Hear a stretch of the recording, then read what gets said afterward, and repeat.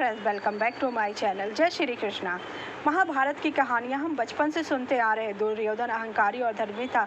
सबसे बड़े महाभारत युद्ध का कारण ही दुर्योधन का अहंग और अधर्मी स्वभाव था। महाभारत युद्ध की वजह से ही कौरवों वंश का विनाश हो गया। इस युद्ध में भाई भाई के खिलाफ हो गए थे। इस युद्ध में दुर्योधन की मृत्यु सबसे अंत में हुई। दुर्योधन को भीम ने मारा था। भीम ने दुर्योधन की जांघ पर प्रहार कर उसे मारा था। महाभारत युद्ध में भगवान श्री कृष्ण की भूमिका अहम रही। दुर्योधन ने मरते समय भगवान श्री कृष्ण को क्या बोला और द्रौपदी ने दुर्योधन की बात सुनकर क्यों रोने लगी, चलिए जानते हैं। जब श्री कृष्ण दुर्योधन के पास गए तो उन्होंने कहा कि मैंने 3 गलतियां की जिस वजह से मैं यह युद्ध हार गया माधव।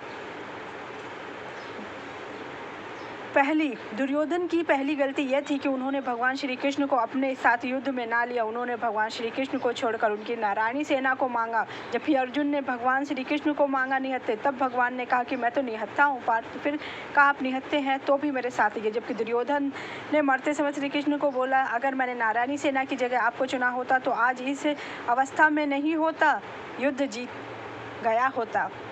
दूसरी गलती, माता गांधारी के पति यानी दुर्योधन के पिता धृतराष्ट्र नेत्रहीन थे और माता गांधारी ने इस वजह से अपनी आंखों पे पट्टी बांध ली थी और नेत्रहीन के भांति जीवन जीती। भीम ने से युद्ध से पहले दुर्योधन की माता गांधारी ने उन्हें अपने पास निर्वस्त्र बुलाया। जब दुर्योधन निर्वस्त्र होकर माता के पास जाने लगा तो श्री कृष्ण ने उन्हें रोक लिया और कहा कि माता के पास इस उम्र में निर्वस्त्र होकर जाना ठीक नहीं है। तो श्री कृष्ण पत्तों से बनी लंगोट पहनाकर माता के पास जाने के लिए कहा। वैसे ही वह माता के पास गया तो माता गांधारी ने अपनी आंखों की पट्टी खोल ली। आंखों से निकलते तेज से दुर्योधन का शरीर वज्र का बन गया, लेकिन जिस जगह पत्ते थे वह जगह कच्ची रह गई। जब भीम का युद्ध हुआ दुर्योधन के तब भीम ने गदा मार कर दुर्योधन का वध किया, क्योंकि दुर्योधन ने श्री कृष्ण ने कहा अगर मैं निर्वस्त्र होकर चला गया होता तो कोई मुझे नहीं मार पाता, जो कि मेरी सबसे बड़ी गलती थी। क्योंकि दुर्योधन अगर निर्वस्त्र होकर गया होता तो उसका पूरा शरीर वज्र का हो जाता, लेकिन भीम की प्रतिज्ञा फिर क्या होता भगवान ये सब जानते थे। क्योंकि द्रौपदी के चीरहरण के समय भीम ने प्रतिज्ञा करी थी, क्योंकि दुर्योधन ने कहा था उसे जंघा पर बैठाने के लिए। जब भीम ने कहा था जब तक मैं तुम्हारी जंघा नहीं तोड़ूंगा मैं अपने पूर्वजों को अपना मुख नहीं दिखाऊंगा। दुर्योधन ने श्री कृष्ण को अपनी तीसरी गलती यह बताई कि वह युद्ध में सबसे अंत में आया लड़ने। अगर वह प्रारंभ युद्ध लड़ा होता तो स्थिति कुछ और होती। भगवान श्री कृष्ण ने कहा कि यह 3 गलतियां तुम्हारे हार का कारण, तुम्हारे अधर्म का साथ देना और अहंकार होना ही युद्ध की वजह। महाभारत युद्ध में मृत्यु की शैया पर गदा युद्ध में भीम के हाथों हुई थी।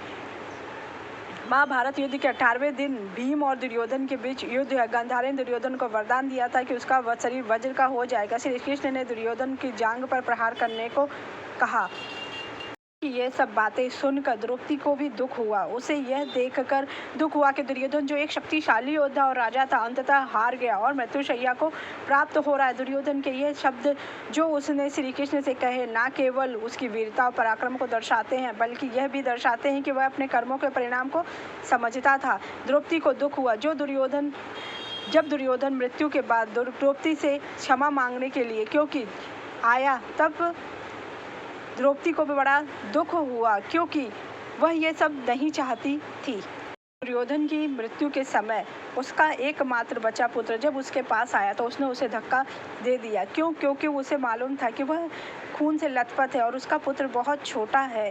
अगर इस समय उसका पुत्र उसके पास आएगा तो उसे अपने गले वह नहीं लगाएगा। इसलिए वो अपने पुत्र को कहता है, पुत्र तुम वहीं रहो, मेरे समीप मत आओ।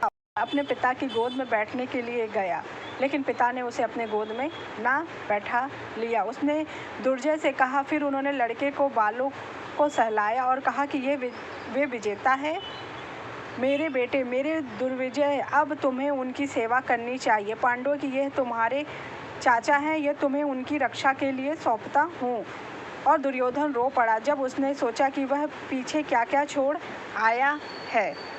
12 दिनों तक चला। पांडवों ने कौरवों पर विजय की घोषणा की। द्रौपदी युद्ध के मैदान से लौटते समय अपने पतियों का स्वागत किया और उन्हें विजय की माला पहनाई। युधिष्ठिर, भीम, अर्जुन, नकुल और सहदेव आओ कृष्ण। द्रौपदी ने श्री कृष्ण की ओर मुड़ते हुए कहा, जो अभी भी अर्जुन के साथ रथ पर खड़े थे, मैंने तुम्हारे लिए ये भी एक माला बनाई है। भगवान श्री कृष्ण मुस्कुराए। फिर जैसे ही वे रथ से उतरे, रथ में आग लग गई। उन्होंने बताया, द्रोण ने कुछ दिन पहले ही अग्नि अस्त्र से रथ को नष्ट कर दिया था। इस प्रकार पांडवों को एहसास हुआ कि उनकी जीत का श्रेय भगवान श्री कृष्ण को है।